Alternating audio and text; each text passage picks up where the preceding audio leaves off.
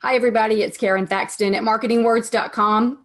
I have invited a good friend and extremely smart businesswoman, Cindy Bidar. Hi, Cindy. Hi, Karen.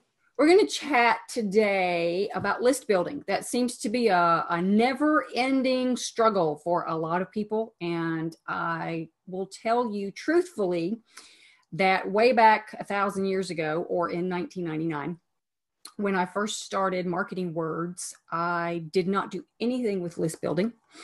And a couple of years later, I found out it was a thing and I needed to pay attention to it. So I began the process and stopped. Just like a lot of other things, it fell to the wayside and I never really got back to it. So I bet I was a good 5 or 6 years into my business before I seriously understood the benefits of list building, how to do it, how to use it, et cetera, et cetera. And it has changed so much over the years that I wanted to bring Cindy on. I have known Cindy forever. How in the world did we meet? Do you remember? Yeah, we met in Lynn Terry's group. We did meet in Lynn Terry's group. Yeah. We met in Lynn Terry's group and you hired me to do some writing for you. And amazingly enough, you kept paying me to write for you. I don't know why that ever happened. Because apparently I was teachable because you kept sending stuff back to me. No, do it this way, do it this way, do it this way. That was 2010. Somewhere around in there. I think, yeah. Somewhere around in there. So 8 years, 7 years. Yeah. Whatever year it is now. Long time. Long time ago. But long time in internet years. Oh, absolutely. But I so highly respect Cindy because she will tell me no for one thing, all my wacky ideas, but can't we so and so? And then sure we can, but do you really want to? No, the tools you're using won't do that, Karen. Sorry. Or yeah, that worked back in 2002, but you probably need to upgrade that now. So when I decided to do an interview about list building, Cindy was the first person I thought of. So I want to just pick your brain a little bit, go over some information. I know you have additional details that you can share with folks via a whole webinar format, but this is just you and me chatting about list building and me picking your brain. And then if folks want detailed, structured information later, then you can give them that information. And we'll put it below the video too. So it's helpful that way. But tell me, nowadays, how do people that haven't done list building, if they're Amazon sellers, eBay sellers, that they've started a Shopify store, or they're bloggers or professional copywriters, and they haven't really gotten into it, what do you do first? Wow, that's a great question. It's really basic. You don't need a lot. You need an email client or an email service provider like Aweber, and you need something to offer them. So you need a reason for people to say, hey, I'm willing to give up my email address for this information. It used to be back when I started, the big thing was get on my newsletter, get my weekly newsletter. That was all you had to offer people. You have to do a little bit better now, just because there's so many options. Everybody's got multiple opt-in offers. So you have to do a little bit better than just a weekly newsletter in order to stand out from the crowd. But the tools remain the same. You still just need a place for people to drop their email, and you need an email service provider that will send them the information they've asked for. And that's really it. Yeah. And so if we're doing very basics, the email service provider, that's the service that will collect the emails. Very often, almost always, they provide you with little automated forms that you can fill out, that you can exactly. Yep. The name and the email address and the, sign me up now button or whatever you want to put down there. It helps keep things automated. So many times, and I did this myself, when I started list building the first time, I was doing it in an Excel spreadsheet. I have seen that. I have seen that. I still run across people from time to time who say, oh, I have all my contacts in my Outlook. Yeah. Well, that's kind of illegal. Yep. I mean, you Yes. really can't do that. No, and there's a lot of legalities that we won't go into. You really need list service. I use Aweber, have used them for years. They've got Yep. some really cool automation and tagging features that they've added recently.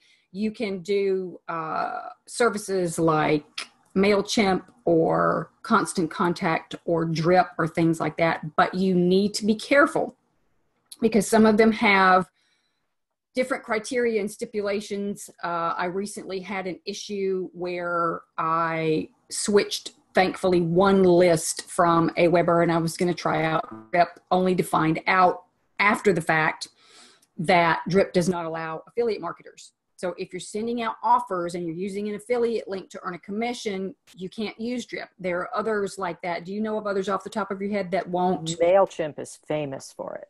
MailChimp will not allow. Yes, MailChimp will delete your list if they decide that you are in violation of their terms. So definitely, whoever you sign up for, be sure to read the terms and conditions. Yep, and I know Aweber is affiliate friendly. Who else is affiliate friendly? Do you know? GetResponse is very affiliate friendly.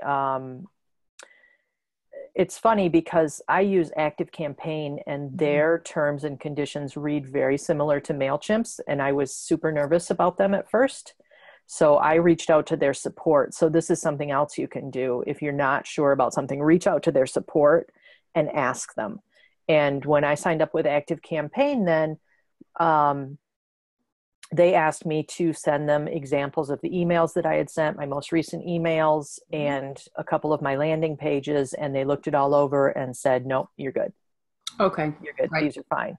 And that's a good suggestion. Even if you have a list and you've been doing this for a while and you've heard about all the new ones that are ConvertKit and others that are coming out, be very certain because like Cindy said, you can have your entire list deleted and whoops, you already moved it from wherever to the new one. Yeah, exactly. With me, I didn't get a warning email or anything. They didn't delete the list I'd moved, but they did say, we've shut you down. So they're the ones that don't appreciate affiliate marketers are pretty serious about that. So it's absolutely a question you want to ask. Definitely. So I found who I'm going to use for my list host, and I found inside there how to create the little forms and put on my blog or my website or on Facebook, will allow you to put forms there too. How do I get people to sign up? Oh, that's the $64,000 question, isn't it? I don't have that much money. Yeah. You definitely want to make them an offer that is in keeping with the ideal client you are trying to attract. Mm-hmm. So, if you are a Shopify seller and you're selling, I don't know, what would you be selling on Shopify? Oh gosh, outdoor furniture. Okay. So if you're selling outdoor furniture on Shopify and you want to start building your mailing list so that you can let people know when you have new stock in and when the new styles come out and when it's time to, put the lawn furniture away for the year and get out the Christmas decorations, then you're definitely going to want to create an offer that's going to appeal to those people. So you wouldn't create an ebook all about how to, paint your nails, because those people might buy lawn furniture, but they're not your ideal client. So you would instead want to maybe create a guide for decorating for an outdoor party. Mm-hmm. Or maybe, how to care for lawn furniture so it lasts longer. Yeah. Something like that. Something that would appeal to the audience that you are most likely to be selling to down the road. Because ideally you want that opt-in offer to lead to a sale. I mean, that's kind of the point. We're not building lists, because we're just out there to benefit mankind. I mean, the whole point is to build a business. This is a job after all. It may not be a job that you have in Yes. a brick and mortar store, but we still need to be able to buy groceries and pay the electric bill. So Exactly. I had thought and it went in and right back out.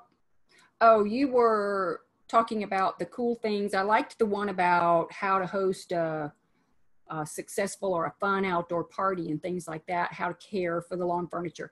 Yes, people that buy outdoor furniture, usually it's going to come with some little folded something inside the package that says, you know, don't use Clorox bleach on your cushions or whatever. Yep. But what if you don't know what your audience wants? And I went through this before. Some things that you can do are to ask on social media. Yes. You know, or just listen on social media. On social media. What are they saying?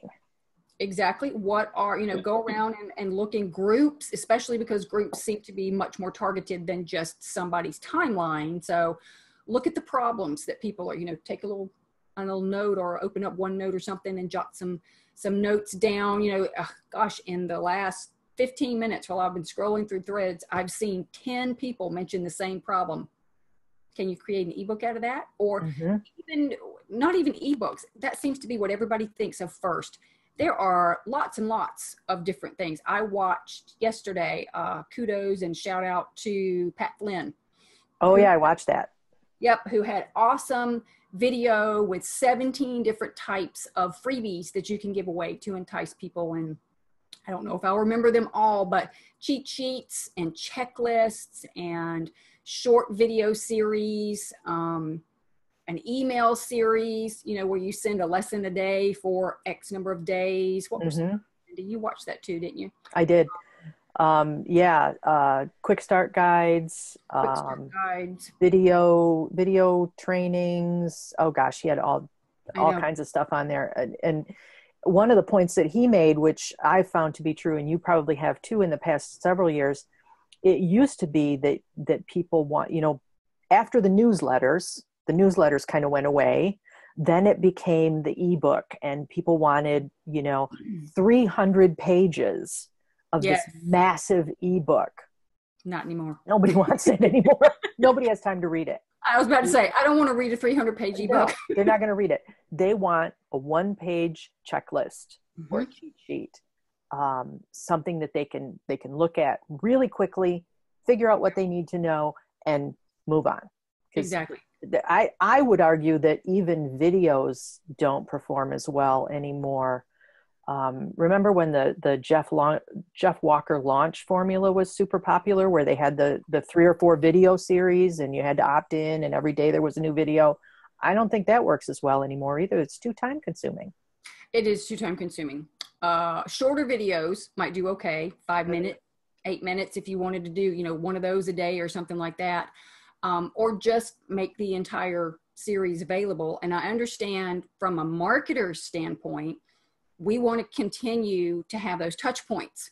You know, definitely. Every day for 27 days. And maybe that would work for your audience, maybe not. That, you know, if they're people that need to be able to do it when they can do it, if they don't want to have to wait for a new video to come out on Sunday afternoon, and they're always busy on Sunday afternoon, and it's only available for 24 hours, you know. I signed up not too long ago for some training on Scrivener. Scrivener is a writing platform. And there's a guy, Joseph Michael, maybe is his name. I'm probably getting that wrong. Whatever. He's the Scrivener coach. And he has this video training that you have to opt in for. And it's like dripped out every 2 days or something. And the piece that I wanted was in that 4th video. And I knew it was because he kept teasing me about it. And I couldn't get to it. It drove me nuts. And I was trying to hack the URL to figure out, because I know this is not live. I know he's created it. It exists out here on the internet somewhere, right? I could not find it. I had to wait, and it just made me crazy. That's funny. But did you watch it? I did. I did watch it finally. So Maybe it works, maybe it doesn't. And that's something else. Don't just do a 10-page ebook or an 8-page ebook or, 3 or 4 or 5-minute videos. And if they don't work, I'm done. I just can't do this list building. There are so many things you can try. And I promise you, if you're like most people, I know I have gone through freebie after freebie after freebie after freebie, and some have gone through the roof and they were awesome, and some have absolutely tanked. Just bomb. Yep. Everybody has. So don't give up. Just keep trying. And it may not be the content of your freebie. It may be the format. Maybe you have an audience that's, 40, 50 or older, and they're not so much into video. They would rather have it printed so they could read it on their iPad or their phone or something like that. Transcribe the video, stick it in a 10-page ebook, and let them download it. Maybe that's the key. Maybe they don't want to watch it and they don't want to read it. Like Cindy said, with a checklist. Do this, do that. Here are the 10 steps. Here's 3 tips at the bottom to make sure you do it right. Push that out. See if that works. So you don't have to completely recreate everything while you're testing. No, definitely not. Yeah, definitely not. And do we want to touch on? I think we're making an assumption that everybody that's watching this video is ready to build a list. Do we want to touch on why this is so important? Oh, well, sure. Here we might as well. So not too long ago, there was a big dust up going on Facebook about how Facebook had just decimated somebody's business. Yes. Do you remember that? I do. I remember Google decimating people's businesses. Yes. Because their traffic all dried up at one time. Yes. And when that happens, so this particular instance, I can't remember what the business was. It was a blog of some sort. I can't remember exactly what they were selling or what their topic was, but they were basically going out of business. A dozen people or so lost their jobs, the full-time employees, because this company had to go out of business because all of their traffic from Facebook dried up. And that all could have been avoided if they had not put all their eggs in the Facebook basket. Yep. They were building their platform on somebody else's stage. That's right. And that's just it's never a good idea. It happens with Amazon. How many sellers have you heard about that have had their accounts suspended for legitimate reasons or not? Because competitors come in and pose as trademark owners. Oh, yeah. Or customers that are complaining about receiving fraudulent products when it's not true. Or Amazon has a glitch. They did that a year ago. They had a glitch and they suspended, all the Amazon forum groups that I was a part of were just outraged. I don't know how many thousands and thousands of sellers had their accounts suspended. And then they send out an email a week later. Oops, it was a technical glitch. Sorry. But your inventory is stuck in an Amazon warehouse. You can't sell it on eBay or any place else. You're not making any money. I've had e-commerce websites that came to me after Google algorithm changes that overnight all their traffic went away, and they had no list. They had no way to contact people outside of social media or Google traffic. So this is why you want to have a list, so that you can contact people at will. You want to have an asset that you own and that you are in control of. Yep. And as a small business owner, if you're like me and you're like Cindy, you're a control freak. No. I don't want to give Google or Amazon or Facebook or Instagram or anybody else all the control. Exactly. Yep.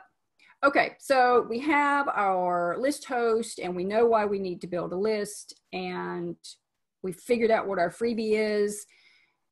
So how do we get to the people and get the people on the list to get the freebie, and what's the next? So the more places that you can kind of put your opt-in offer in front of the appropriate traffic, the better. Mm-hmm. That starts on your website. So if you look at marketingwords.com, for example, you've got an opt-in that pops up when you try to leave the site with an offer. You've got on your blog, you've got one in the sidebar. You've got some content upgrades at the bottom of your blog posts where people can opt in for different things. You've got some standalone landing pages out there.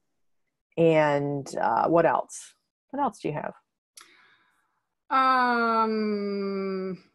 There are things embedded in products that would lead back to lists. You know, I might pull up a category of products and mention it in an ebook that I'm selling, a paid product that someone would come back and click, because just because they purchased the product, it depends on rules and regs and how you have automated things set up. But maybe they've gone on your general mailing list, maybe not. So I do that. I have forms on Facebook, a sign-up form on my Facebook Marketing Word page that I use. I'm trying to think where else. Anytime I mention, you know, if I'm a guest on a podcast or a webinar, or if I do a guest post on a blog, always I'm mentioning, you know, come and subscribe, sign up, get lots of cool information that you can use. So all those different ways are driving traffic. And you don't want to do just one or two things. You know, constant motion. Keep driving over and over again. Set up. What are some automated ways? I mean, yes, you can be a guest on the blog you can be a guest on a blog post. You can be a guest on a podcast, and do all those things, but those are manual. So what are a couple of automated things that people can do that keep the list building wheel turning? Well, one of my favorite ways right now is automated webinars. That just run, they're on demand. You know, they're not live. It's not something you need to do. You know, you don't need to get dressed up to put makeup on to do them. They're just running on demand. So that's one of my favorite ways. You can drive ad traffic to your landing pages or to your blog. Facebook is super good for that. Pretty low cost ad traffic through Facebook. And Pinterest. Pinterest. Yep. I haven't tried Pinterest ads, but yeah. Social media, driving traffic through social media back to your website. Absolutely. Yep. And there's software out there from a lot of different companies that will auto post those. You load it up for a month and it sends it out for you. And away you go. Yep. Definitely. Cool. Those are good ways. And that way you don't have to just sit down and purposely focus on list building every single solitary day. You do want to go through and have a plan. And I would suggest even setting some goals for where you want to be next and how can you reach those goals. Step out and meet people virtually or in person that have compatible but not competitive audiences. You know, to your audience. So if you are blogging about pets, maybe you would want to reach out to veterinarians or pet food companies or things of that nature. Those blogs would have compatible audiences. But if you're writing specifically about traveling with dogs or something like that, you wouldn't be competing with these other people. You know, everybody would need what you have and what they have, and it could all work together. So that's also a great way to do those. But when you make the right offer, when you get that nailed down and you begin to drive traffic to your list, then it gets exciting. Go over and open your account and, oh, look, you know, I had 12 new people come in yesterday. It is. It's a little addicting. It is a little addicting. If you're into numbers, I guess even if you're not into numbers, it can be a little addicting to watch those numbers go up. Yep. So I have people on my list now. I've got 100, 200, 300 people on my list, and I'm glad they're there. And I hope you're not just glad they're there. I hope they got the ebook. Yeah. I hope you're talking to them. I hope you're building a relationship with them. I mean, how do I do that? Well, you need to email them. What do I email them? You need to stay in touch. You can email them all kinds of things. Look, I have this, even I need reminders. I have this sticky note on my desk or on my laptop that says, what will I mail my list today? And then I have 2 more sticky notes with a list of things that I can mail to my list today in case I need some inspiration. Mm-hmm. So I would mail things like, you have a new blog post. Yep. Make sure you send out the link to that blog post. I think I saw you talking about that in a video that's probably up by now. Yeah, I probably did on YouTube. Yep. Yep. And on your YouTube channel, you were talking about Facebook. emailing your blog post. Yep. You can email them, information that you learned, something new you learned, just to be informative. I think the mistake that probably a lot of people make is they think, I guess there's a lot of mistakes, but they think that everything has to be a blatant offer, and it doesn't. Sometimes what I send out to my list is just information. Mm-hmm. Just, hey, I found out this cool thing. Here's where you can go learn more about it, or here's what you need to know, or here's, 5 ways to take advantage of this. And there's no offer at all. Sometimes what I'm sending though is a blatant offer. Here, go buy this thing. I launched this new thing, go buy it. Or someone else launched this new thing, go buy it. Yep. And that's okay too. The idea is just that you get people used to receiving email from you and accustomed to opening it. We call it training your list. You want to train them to open your email, and you want to train them to click your links. And the sooner you do that, the better your list, the more responsive your list will be. Yep. And a lot of the times I will, when I create lists for freebies or things of that nature, you may be familiar with the term follow-up emails or campaign emails or something along those lines. Those also don't all have to be offers, and mine are not. A lot of times I will send them over to my YouTube channel, to one particular video that might be related to the topic that they got the freebie on, or that they purchased a product on.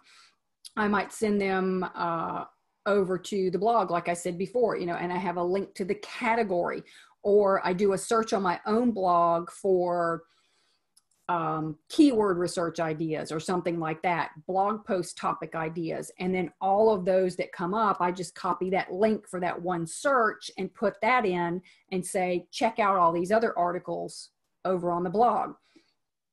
Come join us in this or that Facebook group, or click over to the Marketing Words page on whatever, Twitter or Pinterest or wherever you want to send them, and get a conversation going. So nothing always has to be offers. Another thing that I do is go back and look at the most popular blog posts that have been related to that topic and send 2 or 3 of those, or sometimes I'll just put the entire blog post as the email, because chances are pretty darn good that when you get new readers to your blog, they're not looking back a year or 2. Absolutely. If they're evergreen posts, if they don't go out of style, it's something basic and fundamental that, it's not the latest Facebook advertising methods or something like that are going to change in 2 weeks, because Facebook is always changing things. But the ones that never go out of style, the information is solid and foundational and will always be useful. Absolutely. And that gets them in the habit of clicking back to your website over and over again as well. So yep, all very easy to do. And how do I know if anything I'm doing is working, other than I can see that I had 112 subscribers 3 weeks ago, and now I have 306 subscribers, and I'm very excited, but big deal. Is anything else I'm doing actually working? That's where you look at your stats. Any email marketing system has a certain number of statistics that you and reports that you can pull. Your particular system is going to have their own way of presenting that information, but you can go in and look at your open rates. You can look at your click rates. You can look at your sales figures. If you're promoting something that you're selling, you can look at your affiliate commissions. If you're promoting something that someone else is selling, those numbers will all tell you, whether or not your email marketing is being effective.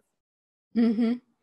And if you're selling something that's your own product, not from an affiliate, it would depend on their system as to how you would be able to track this. But I like to do specific coupon codes, and then I can look at the coupon code in my system and go, oh, look, here came all of this traffic from this one promotion. They all used, mine does coupon codes. They have a name, but in the system, they're all numbered. So you can find them, but I can look and see that the coupon code Karon 12345, that was $20 off this particular product, brought in however many sales. So that's the only place that coupon code was used.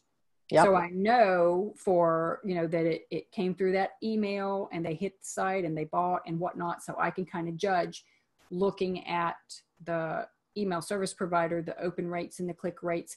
Then they went to the site and did they buy? That's where your coupon codes would come in handy and tell you whether that. You can also connect Google Analytics. I was going to say you can do all kinds of fancy things with Google Analytics and goals and stuff, and when you're talking more than more than a few hundred people on your list, that gets to be really beneficial, because then when you're looking at thousands of open rate, or thousands of opens and thousands of clicks and potentially hundreds of sales, it can be overwhelming to kind of manually manage that. Then you would want to look at setting up goals in Google Analytics. People are about to punch me right now because I just said, don't do that. Until you have all this traffic, you should probably set that up ahead of time, so you're ready for the traffic. Just let me say that. I know, and I'm not but looking at it, I find Google Analytics to be super confusing. It's super confusing for me. So somebody that's just starting out in list building is going to look at it and go, I don't even know where to click. Yeah, it can be. And it took a while to get used to it. I'm not, I'm not a techie person. So I always have to have somebody else do things with Google Analytics as far as setting it up and whatnot. But the basic stats you would be able to get from your email list service and from your own system, if you're using a member or DAP or one of those wish list member to sell your own products, you would be able to get some stats from there too, to find out, is this working? How's it doing? Blah, blah, blah. So yeah, absolutely. You have, is it a webinar? It's a webinar, right? It's a webinar, yes. Yeah, that goes into a lot more detail and more helpful explanation than we have time to cover here. So tell me about that and how people can take part in that webinar. So the webinar is about list building improvements. So once you've got your basics set up, what the webinar teaches you is how to look more deeply at those numbers and how to create better offers and how to entice people to buy and how to get better traffic. So it kind of covers the whole piece or the whole funnel flow once you have, like I said, the basics set up. Once you're kind of excited about list building, you've got some pieces in place, but you're not really sure, is this being effective? Is it not being effective? How can I improve it? What can I do better? Those are the pieces that the webinar covers. And you have a link for that. And I can't remember what it is. Yep. Let's put it below. I don't have it in front of me either. So let's put it below. And that is my affiliate link. Put it below the video. Everything goes below the video. Yep. And we'll put some other links that we've mentioned here too, so you can click to those easily if you want to. Yeah. But then you can use that to click over and sign up for the webinar if you want to get more information and take your list building. I know we've talked a lot about beginners and whatnot, but everybody, if you've got a list and you're not making the type of progress that you had hoped to make, all of this information that we've been chatting about here and that Cindy will cover in the webinar is going to be helpful to you. So I appreciate you sharing that with us. And that's free. There's no cost for that webinar. Oh, so. No cost. Nope. So you can go over there and sign up. Well, it'll cost you an email address. It costs you an email address. That's right. Well, they kind of have to send you the link to join the webinar when it happens. So that would make sense. I appreciate it. Other than the webinar, how do folks that are interested in finding out more about you and what you have to offer get in touch with you? You can find me at cindybidar.com. That's CINDYBIDAR.com. Mm-hmm. Or I'm on Facebook, or I'm on, not so much on Twitter. I'm on Pinterest. I am the only Cindy Bidar on the internet. So there's that. I'm going to test that when we get finished. I'm going to go see if you're really the only Cindy Bidar on the internet. I really am. I can snag that username anywhere. That's cute. But you have a blog over on your site and some other resources that people can snatch up too. So yep, absolutely. I so appreciate you taking the time to be here. I mean, you Thanks and I for having me. Back and forth with email and chit chat and Skype and whatnot all the time, but it's nice to sit down formally, put your makeup on today and everything. So. I know. Great. I put a necklace and real clothes on for you and everything. So. I see, and I show up in a t-shirt. So there we go. You look great. Thanks for being here. Thank you for joining us. Good luck with your list building activities, and scroll down to get the links so that you can find out more about Cindy's webinar and the other tools and tips that we've mentioned. See you later. Have a great day.